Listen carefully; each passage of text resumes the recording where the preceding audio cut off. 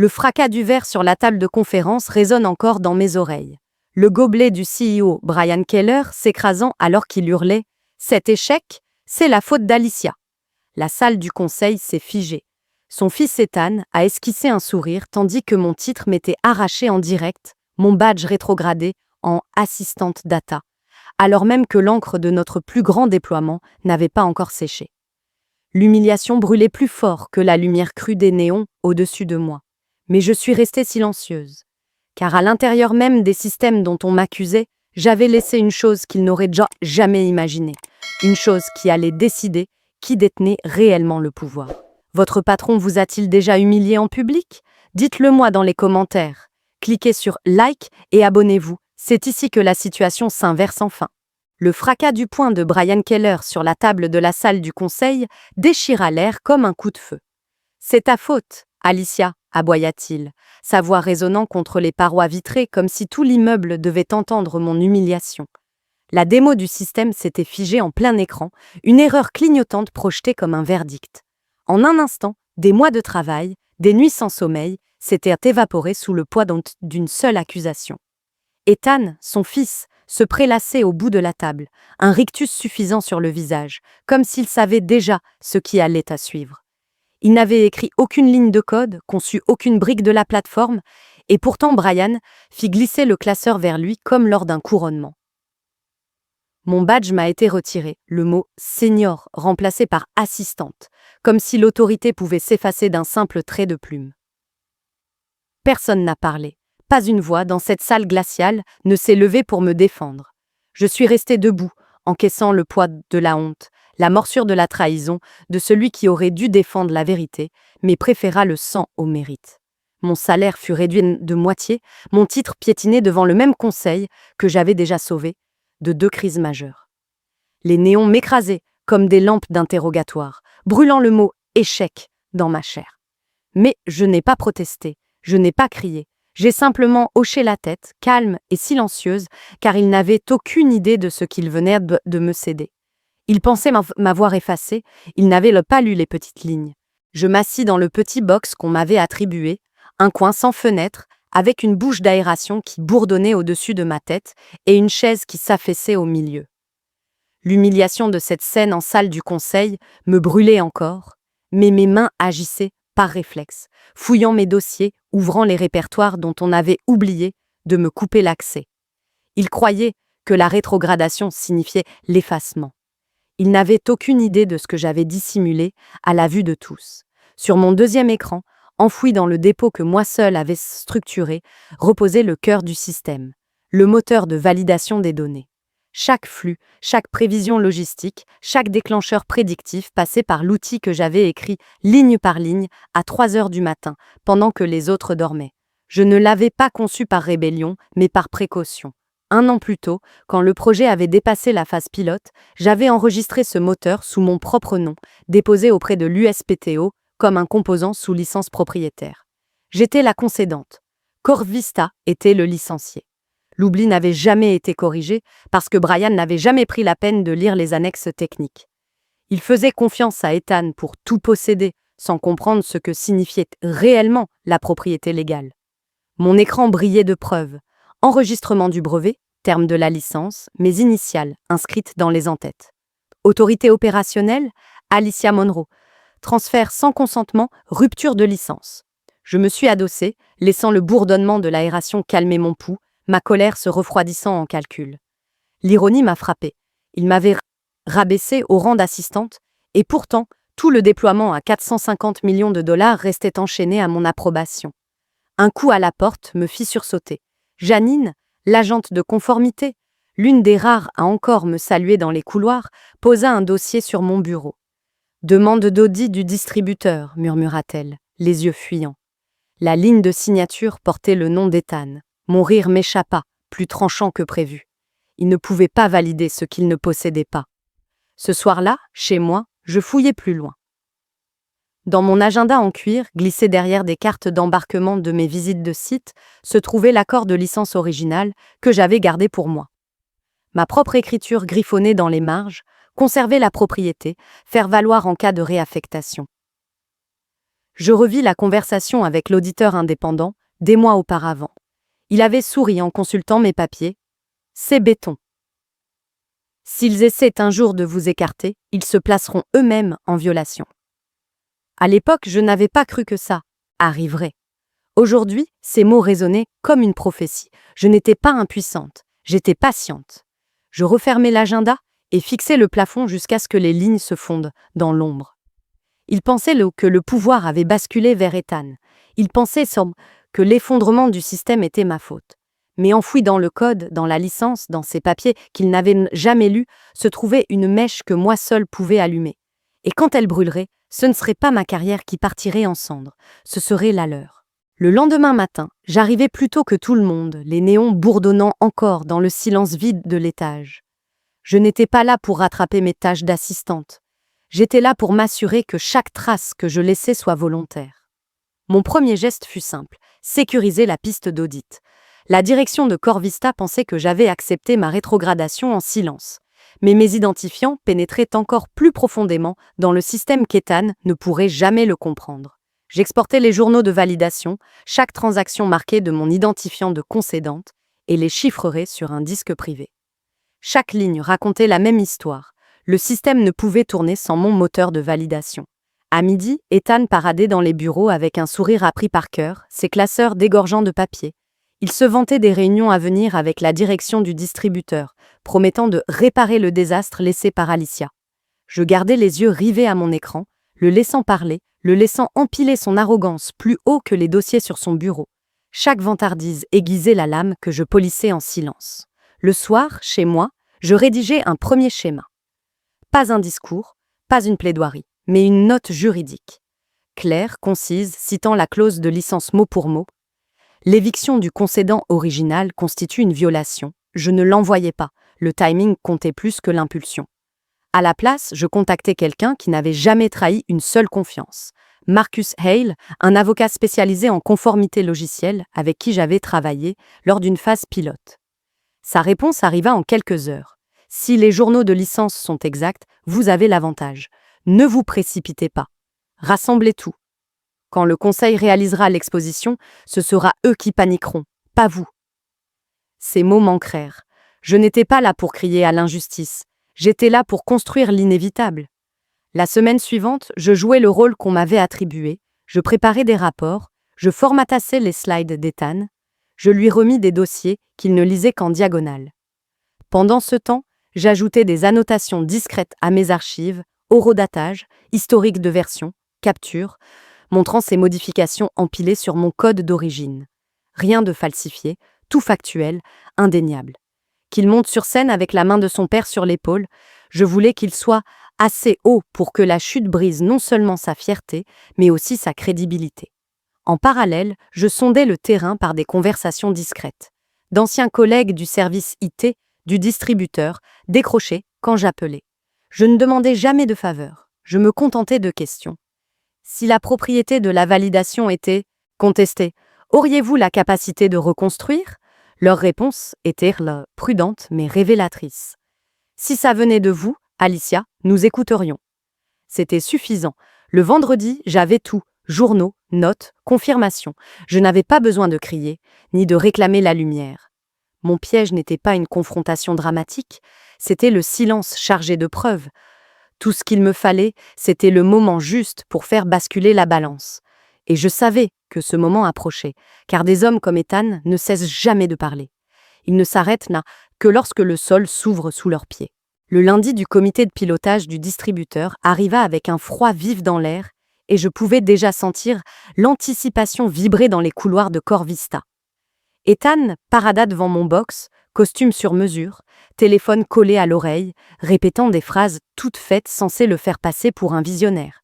Brian le suivait, sa démarche habituelle masquant mal l'arrogance de celui qui croit que le sang peut remplacer la compétence. Aucun d'eux ne me jeta un regard, et c'était parfait ainsi. Je ne voulais pas d'attention, je voulais de l'ombre. À 9h15, j'étais déjà connecté au portail sécurisé utilisé par le conseiller juridique du distributeur.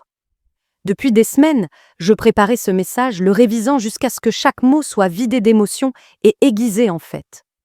À 9h37, j'ouvris le brouillon. Pour information, Corevista a réaffecté la supervision opérationnelle à une personne autre que l'auteur licencié du moteur de validation. Veuillez trouver ci-joint les journaux d'audit et l'accord de licence démontrant que cela constitue une violation de la section 12.4 du contrat exécuté. Je reste disponible pour fournir des précisions factuelles si nécessaire. Voilà tout. 3 phrases, 2 pièces jointes, aucun adjectif. Je le relus 3 fois. Puis, j'appuyai sur envoyer. Mon pouls ne s'accéléra pas, mes mains ne tremblèrent pas. J'avais tant répété ce moment qu'il en paraissait banal. Ce que Brian et Ethan ressentiraient des heures plus tard, la panique montante, la course désespérée, était déjà scellée. À 10h12, Ethan posta une photo sur le canal de direction, lui entrant dans l'ascenseur du client, légendé. « On va verrouiller ça, c'est parti !» Les emojis affluèrent. Bouteilles de champagne, fusées, applaudissements. Brian ajouta un commentaire. Moment de fierté pour la famille O'Keller. Je fixai l'écran, presque amusé. Le timing était parfait. À 11h08, ma boîte mail s'illumina de la réponse attendue, mais que je savourais tout de même. Le conseiller du distributeur confirmait la réception de ma note et demandait un appel pour éclaircissement.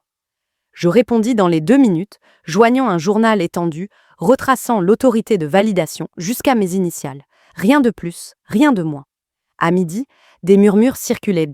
Déjà, un manager commercial junior demande à la cafétéria « Pourquoi le client demande des précisions sur la licence ?» Quelqu'un répondit « Je sais pas, mais le service juridique panique. » Je baissai la tête, agrafant des rapports que personne ne lirait, l'image parfaite de la rétrogradée. Cet après-midi-là, tandis qu'Ethan posait avec un sourire forcé dans le hall du client, la première onde atteignit le siège. Une invitation calendrier apparut sur les comptes des dirigeants. Revue urgente des licences, présence obligatoire. Je n'y étais pas convié, mais je n'en avais pas besoin. Je savais que la mèche avait déjà rejoint la poudre. À 14h46, Marcus, l'avocat en conformité que j'avais impliqué, m'appela directement. « Ils sont exposés, dit-il d'une voix plate. Le client examine des options de résiliation. Vos documents verrouillent tout. » Sa voix ne contenait aucune euphorie, seulement du poids. « Préparez-vous, le conseil va vous contacter directement quand ils comprendront que Brian les a laissés dans l'ignorance. » Je le remerciai et raccrochai, un sourire discret naissant malgré moi. Je ne me précipitais pas vers la vengeance. Je la pilotais, calme et maîtrisée. À 15h18, je refermai mon agenda et le verrouillai dans mon tiroir. Autour de moi, les chuchotements enflaient, les fils Slack s'embrasaient, les questions se multipliaient sans réponse. Mais je restais immobile, la personne la plus sereine du bâtiment, car je savais ce qu'aucun d'eux ne voyait encore. La riposte n'était pas en chemin. Elle avait déjà frappé. Il n'avait simplement pas encore senti son poids s'abattre. Pas encore. La première fissure visible apparut à 13h04, lorsque mon agenda afficha l'annulation d'un rendez-vous. Lancement, distributeur, reporté. Aucune explication, juste une ligne barrée. En quelques minutes, les couloirs bruissaient comme un poste grésillant. À 13h26, l'étage commercial vibrait de fragments de panique. Quelqu'un a des nouvelles du juridique ? Pourquoi le déploiement était suspendu ? Le client a-t-il bloqué la licence ? Personne n'avait de réponse. À 13h42, Ethan posta un selfie souriant depuis le hall du client avec la légende. « Petit contretemps, je règle ça. » Les émojis suivirent, mais le ton avait changé. Plus de fusées ni de bouteilles de champagne, seulement des pouces levés prudents de managers qui ne savaient qu'au plus d'où soufflait le vent. À 14h11, ma boîte de réception explosa avec l'objet que personne ne voulait lire. Avis de violation, propriété de licence. L'équipe juridique du distributeur n'avait pas perdu de temps. Conformément à la section 12.4 du contrat exécuté, l'autorité de validation ne peut être réaffectée sans l'approbation du concédant. Dans l'attente de résolution, toutes les activités de déploiement sont suspendues. Les paiements gelés avec effet immédiat. Ils avaient mis en copie Brian, Ethan, le conseil d'administration de Corvista et, de manière très intentionnelle, moi. Je restais immobile, relisant chaque ligne, savourant la précision chirurgicale. Le silence dans le bâtiment céda à la panique. Les cadres couraient devant mon box, téléphone collé à l'oreille, voix brisée. Comment a-t-on pu rater ça ? Qu'est-ce qu'on dit au marché ? Pourquoi le juridique n'était pas au courant ? Je me tournai lentement sur ma chaise, observant la tempête éclater depuis l'ombre où il m'avait relégué. À 14h37, un fil Slack habituellement soporifique s'embrasa de messages désespérés. La gestion des commandes est bloquée. Quelqu'un peut confirmer? La finance vient d'alerter sur les covenants. Les indicateurs sont au rouge. N'en parlez pas ici. Passez en call. À 15h02, j'aperçus Brian dans la salle vitrée des dirigeants, cravate desserrée, visage écarlate, gesticulant frénétiquement. En face, Ethan, blême, feuilletait un classeur qu'il ne comprenait pas, marmonnant des excuses. Le conseil se connectait les uns après les autres, leurs voix tranchantes filtrant à travers les vitres dépolies. À 15h27, un nouveau message tomba. Demande du distributeur, rétablissement du concédant original. Ce n'était même pas voilé, mon nom y figurait en gras. Alicia Monroe. L'air changea de densité. Les conversations s'interrompirent net. Les têtes se tournèrent vers mon box, le fantôme qu'il croyait enterré. Pour la première fois depuis des semaines, il se souvenait que j'existais. À 15h44, le téléphone d'Ethan vibra et son expression s'effondra. La sécurité l'informait que son badge d'accès client était refusé. On l'escorta hors du hall, devant une douzaine de juniors. La nouvelle remonta vite, l'humiliation portée par des chuchotements et des sourires en coin. À 16h05, la finance publia une note interne. Avec la suspension du déploiement, les prévisions du T3 seront révisées à la baisse. Quelques secondes plus tard, le message fut retiré, mais trop tard. J'avais déjà lu la première ligne. Et la moitié de l'entreprise aussi. Les traders s'en saisirent dans l'heure, et à la clôture, l'action Corvista avait chuté de 19%. La panique résonnait dans l'immeuble comme le tonnerre. Les bureaux se vidaient tandis que les directeurs basculaient sur des appels de crise. Les RH couraient d'un étage à l'autre, les RP rédigeaient et réécrivaient donc des communiqués qui ne verraient jamais la lumière. Au milieu de tout ça, mon box restait intact, mon agrafeuse inutilisée, mon écran toujours ouvert sur les journaux d'audit, ceux qui avaient allumé l'incendie. Je ne bougeais pas, je ne jubilais pas, je ne murmurais pas, je vous l'avais dit. Je regardais seulement l'empire que Brian croyait avoir bâti pour son fils se déliter morceau par morceau. À 17h12, les membres du conseil ne cachaient plus leur fureur. Qui a autorisé la réaffectation sans dérogation? Pourquoi n'étions-nous pas informés de la propriété du concédant? À quelle exposition faisons-nous face si la résiliation est actée? Le silence suivant, chaque question était déjà un verdict. À 17h30, Ethan disparut complètement des étages. À 17h46, la porte du bureau de Brian claqua, store baissé, sa voix étouffée oscillant entre colère et supplication. Et à 18h, l'effondrement n'était plus une hypothèse. Il s'affichait en gras sur les bandeaux. Corvista chute après suspension du contrat distributeur. La réaction en chaîne était achevée. Les dominos qu'ils avaient alignés contre moi étaient tombés à l'envers, et désormais c'était leur poids à porter. Le mardi matin, les emails n'étaient plus frénétiques mais suppliants. Le conseiller juridique du distributeur envoya un second avis formel. À moins qu'Alicia Monroe ne soit rétablie comme concédante sous 24 heures, le contrat serait annulé dans son intégralité. Cette fois, la liste en copie s'était allongée. Investisseurs, auditeurs, même des journalistes déjà en alerte. Brian traversa l'étage exécutif tel un homme tentant de colmater une digue à main nue. Il me coinça près de la photocopieuse, cravate de travers, mâchoire crispée. « Alicia, signe, relance le projet. Tu retrouveras ton titre. On arrangera ça. » L'ironie me coupa presque le souffle. Le même homme qui m'avait dépouillé de toute dignité suppliait désormais pour ma signature. Je le regardai droit dans les yeux et ne dis rien. Mon silence fut ma réponse, plus lourd que n'importe quelle explosion de colère. À midi, Ethan fut convoqué dans la salle du conseil pour ce qui ressemblait à un guet-apens. Derrière les parois vitrées, je vis les administrateurs feuilleter les documents de licence, les auditeurs pointer mes initiales dans les en-têtes, et Ethan se ratatiner sous les rafales de questions auxquelles il ne pouvait répondre.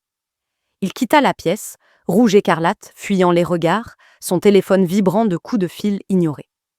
Le conseil ne le protégeait plus. À 14h, Syntheratech appela. Leur vice-président stratégie, Daniel Rod, alla droit au but. Le distributeur nous a contactés, ils veulent le déploiement, mais uniquement si vous le dirigez. Nous égalerons votre ancien salaire de base, nous le doublerons en actions, et vous aurez l'autorité de bâtir votre propre équipe. La tension dans ma poitrine se relâcha, non pas dans le triomphe, mais dans la clarté. Ce n'était plus une question de vengeance, mais de restauration. À 15 heures, Bloomberg publia « Le distributeur suspend un déploiement de 450 millions de dollars en raison d'un litige de licence. » L'action Corvista perdit encore 7% en une heure. Dans l'immeuble, les murmures devinrent mutinerie ouverte. Les administrateurs exigèrent la démission de Brian. Les juristes rédigèrent des communiqués qu'ils n'osaient diffuser. Ethan disparut, son bureau vidé avant la tombée du jour. À 16h12, je rédigeai ma lettre de démission. 2 phrases, claires, factuelles. Je la glissai sur le bureau des ressources humaines, tandis que les téléphones sonnaient et que l'alarme métaphorique résonnait autour de nous. Personne ne m'arrêta. Personne ne leva même la tête. Le lendemain matin, Syntheratech me fit voler jusqu'à son siège. Le soleil traversait l'atrium vitré du hall, se reflétant sur le marbre, un autre monde comparé à mon exil en boxe. L'hôtesse me tendit un badge gravé en noir. Alicia Monroe, Chief Innovation Officer. Cet après-midi-là, je m'assis face au conseil du distributeur. Le même contrat, le même montant de 450 millions, mais sous une nouvelle bannière.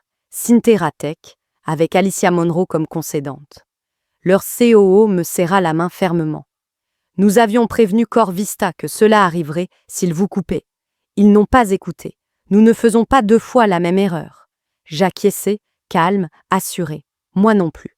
Quelques heures plus tard, la nouvelle éclata sur toutes les chaînes. Syntheratech décroche un contrat historique de 450 millions de dollars sous une nouvelle direction. Mon nom n'était plus effacé. Il était partout. Reuters, Bloomberg, The Financial Times. Chez Corvista, Brian démissionna sous la pression du conseil, la promotion d'Ethan fut effacée du site web, et des rumeurs de procès d'actionnaires circulèrent comme une traînée de poudre. Mais je ne trinquai pas à leur chute, je n'en avais pas besoin. Leur effondrement n'était pas mon objectif, c'était la conséquence inévitable de leur arrogance. Mon objectif, c'était d'être là, dans cette salle de conseil, signant le contrat à mon nom, preuve que l'auteur et le propriétaire sont les seuls leviers qui comptent vraiment. Ils pensaient que le silence signifiait faiblesse. Ils n'avaient jamais compris qu'il pouvait être stratégie. Et, minutieusement orchestré, le silence résonne plus fort que n'importe quel discours de victoire. La première fois que je franchis les portes du siège de Syntheratech en tant que Chief Innovation Officer, le badge dans ma main semblait plus lourd que son simple plastique. Mon nom, Alicia Monroe, gravé net et clair, ni effacé, ni rayé, ni relégué en petites lignes. J'avais porté ces lettres à travers l'humiliation, le silence et la trahison, et maintenant elles me portaient dans une salle de conseil où je n'étais plus un fantôme, mais le centre de la table. Le contrat de 450 millions de dollars qu'on avait jadis brandi comme une arme contre moi portait désormais mon nom au grand jour, sécurisé par les termes que j'avais rédigés, appliqués sous l'autorité que j'avais reprise. Pas d'applaudissements, pas de revanche théâtrale, juste une reconnaissance posée de la part de professionnels qui valorisaient la compétence avant les patronymes. Voilà la véritable victoire. Corvista s'effondra dans les semaines qui suivirent. Le conseil força Brian Keller à démissionner. Le même homme qui avait frappé la table pour me condamner, désormais poussé vers la sortie dans le déshonneur. La promotion d'Ethan s'évapora, son bureau fut vidé en silence, sa présence effacée du site de l'entreprise comme s'il n'avait jamais existé. Les procès d'actionnaires se profilaient, les licenciements s'abattaient et chaque gros titre répétait la même leçon. L'arrogance bâtie sur des raccourcis s'écroule quand les fondations appartiennent à quelqu'un d'autre. Mais je n'y restais pas. Je n'en avais pas besoin. Mon énergie allait à la nouvelle équipe que je bâtissais chez Syntheratech, des ingénieurs qui savaient ce que mon moteur de validation pouvait accomplir, des analystes qui respectaient les nuits blanches derrière sa création, des collègues qui avaient vu le chaos de Corvista et ne voulaient en rien le reproduire. Ensemble, nous n'étions pas seulement en train de sauver un contrat, mais de créer une culture où le mérite surpassait le népotisme. Dans le calme de chez moi, il m'arrivait de ressortir l'accord de licence original de mon agenda. Non pour l'arborer comme une arme, mais pour me rappeler ce que la prévoyance peut protéger. Il me rappelait que la revanche n'exige ni flamme, ni fureur. Elle exige préparation, patience et la volonté de laisser l'arrogance s'autodétruire. Corvista l'a pris à ses dépens. Moi, je l'appris avec lucidité. Et aujourd'hui, quand on me demande ce qui s'est passé, je dis la vérité. Le silence peut être une stratégie. L'auteur détient le pouvoir et la véritable propriété de son travail, de ses choix, de soi-même, est la seule revanche qui dure. Quand je repense à ce qui s'est passé chez Corvista, la leçon n'a rien à voir avec le volume de ma voix, ni avec la force avec laquelle j'aurais pu me battre sur le moment. Elle tient à la force cachée que m'a donnée la préparation quand tout le reste m'avait été arraché. Ils pensaient m'avoir effacé. En réalité, j'avais déjà bâti les fondations mêmes sur lesquelles ils se tenaient. Dans le monde du travail actuel, la loyauté et les longues heures ne suffisent pas à vous protéger. Des dirigeants arrogants peuvent effacer votre titre du jour au lendemain, confier votre travail à un successeur incompétent et prétendre que vous n'avez jamais compté. Ce qui vous protège, c'est la prévoyance. Ces garde-fous silencieux que vous intégrez dans votre travail et que personne ne peut vous retirer. Vous pouvez vous sentir invisible après avoir été humilié, mis à l'écart ou rétrogradé. Mais l'invisibilité n'est pas une faiblesse, c'est parfois la couverture dont vous avez besoin pour planifier avec soin. Mon silence n'était pas une reddition, c'était une stratégie. Documentation, propriété et patience ont créé un levier qu'aucun supérieur ne pouvait me retirer. L'accord de licence que j'avais rédigé des mois plus tôt est devenu mon bouclier. Les journaux d'audit que j'avais conservés sont devenus mes preuves. Et la patience d'attendre le bon moment a transformé le silence en arme la plus tranchante. La vengeance n'était pas la destruction, c'était la redirection, retournant l'injustice vers la responsabilité. Comment commencer dès aujourd'hui? Documentez tout. Gardez des copies personnelles de vos accords, contributions et droits. Protégez votre paternité, quand c'est possible, sécurisez votre propriété intellectuelle ou signez vos travaux de façon à prouver votre appartenance. Jouez le long terme, ne réagissez pas dans la précipitation, attendez le moment où vos preuves sont les plus solides. Transformez l'invisibilité en couverture, servez-vous des moments où l'on vous sous-estime pour préparer votre dossier le plus solide. Votre pouvoir réside dans ce que vous préparez, pas dans ce qu'ils voient. Commentez ci-dessous si vous avez déjà été sous-estimé au travail, partagez ce message à quelqu'un qui en a besoin et abonnez-vous pour plus d'histoires où la revanche silencieuse devient une force durable.